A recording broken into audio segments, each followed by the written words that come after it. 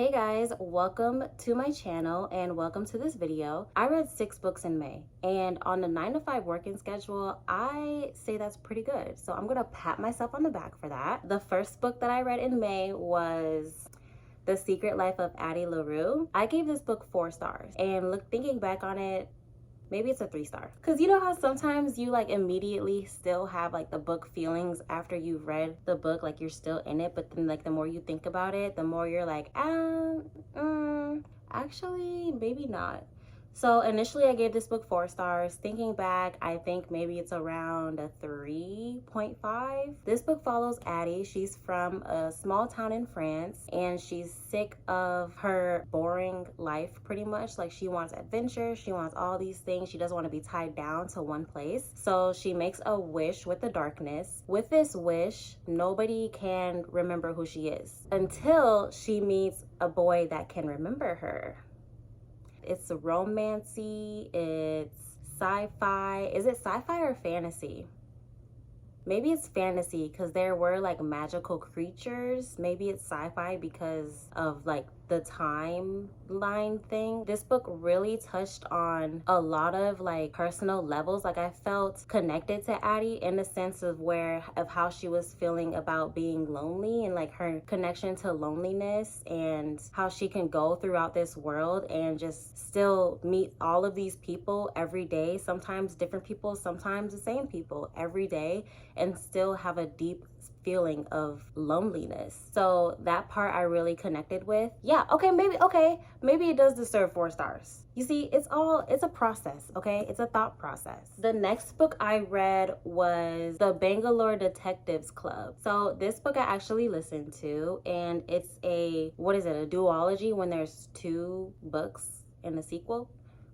It's the first book of that duology. This book is a murder mystery based in India. This book follows Kaveri and her husband Ramu. They were invited to this dinner and someone gets murdered. So Kaveri takes it upon herself to figure out who killed somebody. She enlists her husband to help out. Friend also helps out trying to solve this murder. It was a real adventure. I really enjoyed the adventure of this book. There were a lot of different scenes taking place. It was a fun book to listen to. I give that one 3 stars. It was really good. And I like books that are based in India. I like learning about different cultures. The next book I read was Zora Books, Her Happy Ever After by McCoy.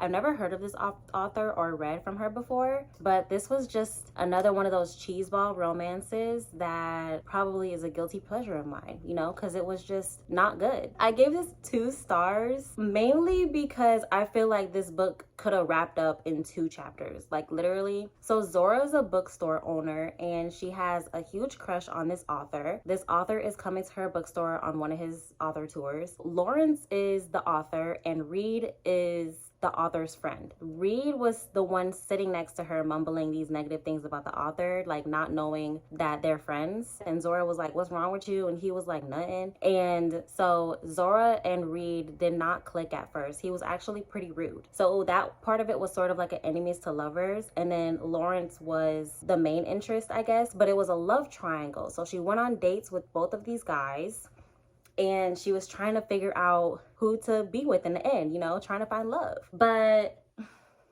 she literally knew her answer after the first date from both of them. There was this huge secret between them. Zora was trying to find out the secret, but she kept getting distracted by their hotness. And that was why this book was 2 stars, because I felt like it was just a who's better in bed kind of book.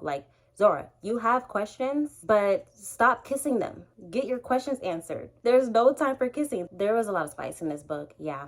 At the point where it was just too much. We get the guys are hot. What else? That's a 2 stars. The next book I read was Legends in Lattes by Travis Baldree. This book was so cozy. I really enjoyed this one. I was not expecting to enjoy it as much as I did. I also listened to this one as well. At first, it was kind of, I don't know why, but the way he was reading it, it's read by the author. So the way he was reading it felt way more aggressive than what was actually going on. But then the more I got into it, it was okay, this is what it is. This is sort of necessary for the story to be told, Legends in Lattes is about an orc named Viv, and she opens a coffee shop in a little town where nobody knows what coffee is. okay? She has to explain what coffee is, explain what these other menu items are. And honestly, the food descriptions just alone, like the food descriptions made me, it was just like, it was so thought out. Like, how do you explain coffee to someone that doesn't even know what coffee is, let alone had it before?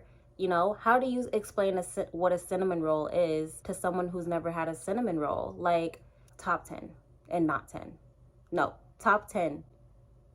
This, yeah, whatever. The food descriptions was that girl, okay? This book was definitely a cozy read. Like, it gave me cozy vibes, fall vibes, like warm vibes by the fireplace. Like, definitely read it during the fall time. You will not be disappointed. And I did give this book a 3 stars. And also, it was my very first fantasy read. I've never read fantasy before. I haven't even read Twilight. It was a very good intro into the fantasy world, just understanding the characters, their descriptions about the town. But yeah, it was really easy to read. There wasn't a lot of world building. It was just very cozy and very nice. It was a nice warm hug. The next book I read this was a good one. A Man Called Ove by Fredrick Backman. Get your tissues ready because this one was an emotional one. You know, I'm sorry if it's loud outside, guys. They're mowing the lawn. Anyway, this one was a good one. I wanted to read, I know the movie A Man Called Otto just came out and it's based off of this book, but I wanted to read the book before watching the movie, so I picked it up and read it real fast. It was really good. I enjoyed going back and forth between the past and the present. Just learning about who Ove was in general was really, really good. Like, the character development of him and everyone else in the story was just amazing. I really enjoyed understanding Ove throughout the whole book and towards the end, because he really wasn't a mean or not nice kind of guy. Everyone was saying that he was mean in the book, but he's not mean. He's just Ove. Like, it's either black or white. That's it, okay? If it's 5 cents, it's 5 cents. Why would I pay 7 cents? He was definitely straightforward, okay? He was straightforward. But I feel like I want to be friends with a guy like Ove, because there's no in between. Like, he's not fake, he's not two-faced, he's who he is. And you really can't be mad at that. Yeah, I really enjoyed Ove. It was so nice getting to know him. And I can't wait to watch the movie. Oh, I didn't even say what I gave this. I gave this book a 4.5 stars. I knocked 4.5 stars off of it because the writing was a bit choppy to me. Like, it was hard to get into the flow of reading. The sentences were too short or something. I don't know. Don't mind me. The last book I read was Yellowface by R.F. Kuang. I gave this book a 4 stars. I've never read R.F. Kuang before. This is my first book that I've read from her. I know she does a lot of other fantasy, like world building books. I don't know if this was her first literary fiction, but it's the first one I read from her. Yellowface follows June and Athena. June and Athena were friends, acquaintances at best. They're both writers. Athena is a more prominent writer. She's more famous. And June is a less famous writer. One tragic evening, Athena dies, and June steals her manuscript from her office. After edits and re-edits, June ends up publishing this manuscript as herself. Oh, I didn't even say, June is a white girl. Athena's Asian. The manuscript was about Chinese laborers. So you can imagine the cultural understanding that you would have to write a book like this. The book sort of goes through the ins and out of just like the publishing writing world itself and cultural appropriation. This one I gave a 4 stars. Actually, I gave it a 3.5 stars. I gave it 3.5 because I didn't know what this book was. Like, are you a historical fiction? Are you just a regular fiction? Are you a thriller? Like, there was so many things going on and nothing going on at the same time. The first half of this book was just a page turner. Like, I couldn't put it down, and in the middle got very boring, actually. Like, it was so slow, and then the last 2 chapters was whatever that was. And I also didn't enjoy the ending. I didn't know what the ending was going to be. Like, I didn't have any predictions about what was going to happen, but I didn't want it to be that. I did not want that to end that way, but I can't tell you how else I would have wanted it. You know, it's just such a hard topic to talk about, but it needs to be talked about, which is why I gave it a 3 stars just because of the topic alone. Just because of the title alone is just super important. But that's how I felt about Yellowface. That's how I felt about all the books that I've read in May.